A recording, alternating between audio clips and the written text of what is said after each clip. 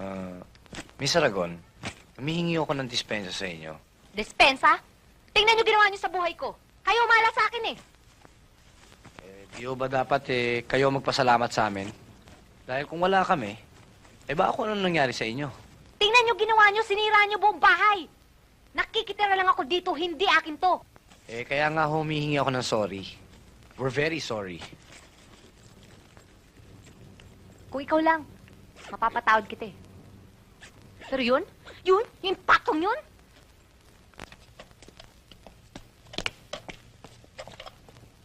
Angel, maupo ka muna rito. oh, akala ko yung chief niyo ang gustong kumausap sa akin. Bakit? Yan na naman. O, di doon kayo. Malayo sa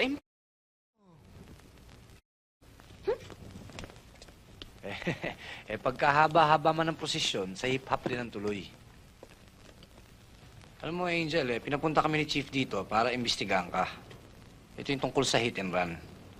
Pero yung kanina, yung nakasagupa namin kanina, ba't kanya gustong patayin? Ewan ko.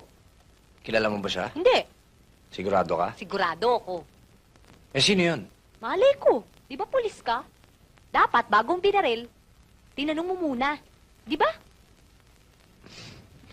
Ano? Wala sa libro mo niyan, ano?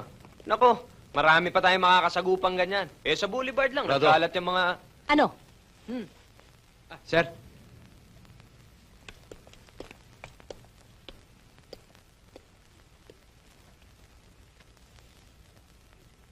Miss Aragon, okay lang kung lumipat ka ng tirahan. Pero kailangan, pasamahan kita sa dalawang yan. Dahil pagkatapos ng pangyayaring ito, kailangan mo ng police protection. Kaya mula ngayon, ay cargo ka na ng departamento ko.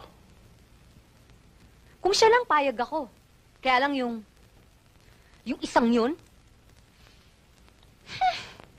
Hindi mo mapaghihiwalay yan. Parang kambal yan. Pero kung ano man ang pagkukulang nila, ako nang humihingi ng paumanhin sa'yo. Ang gusto ko lang masiguro, kung may kinalaman yung hitman na yan, doon sa insidenteng inireport mo kanina. hello? Sandali, huwag mong bababa, ha? Chief, okay lang sa kwarto ko nakakausapin? Go ahead. Thank you.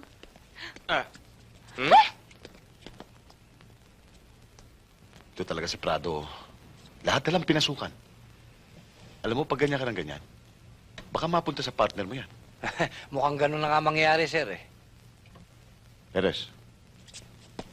Prado, Prado! Sir. pag kinakausap kita, makikinig ka. Sorry, sir. Kailangan ko ng full concentration mo. Ano bang opinion mo doon, Prado? Sir, wala pa talaga kami nabubuo, Ang totoo niya, ang pangalan pala nakukuha namin, biglang pumasok tong pakialamero. Alam niyo kung anong tingin ko diyan kay Angel? May kalikutan yan, May bagong syota na, kaya gusto nang kalasan yung kanyang sugar daddy. Sa tingin ko, nabisto yan ng tunay na asawa ng sugar daddy.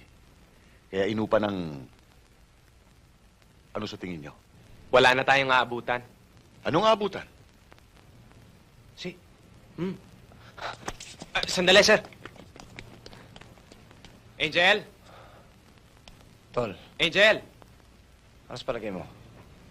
Hindi ako mapalagay. Alam mo, sa tingin ko, mas mabigat ang dahilan kaysa dun sa sinasabi ni Chief, Theoretically speaking, Angel? Nasa lisihan tayo. Sir, natakasan ho tayo. Ano? Saan? Fire escape, sir.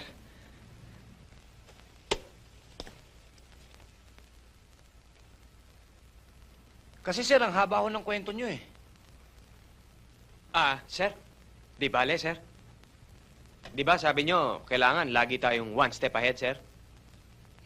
Tig one step kami, sir.